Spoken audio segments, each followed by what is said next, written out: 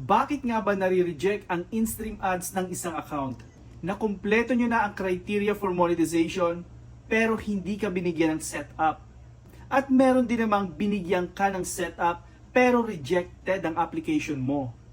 In short, hindi mo na-meet ang criteria for monetization. At eto guys, sasabihin ko po sa inyo ang reasons kung bakit nare-reject ang application natin sa in-stream ads. Number 1, due to unoriginal content. Number 2, dahil naka-X ang content monetization policies.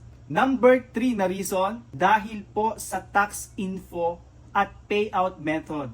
At number 4 ay yung mga unusual activities na ginagawa nyo po na nadedetect ng AI ni Meta.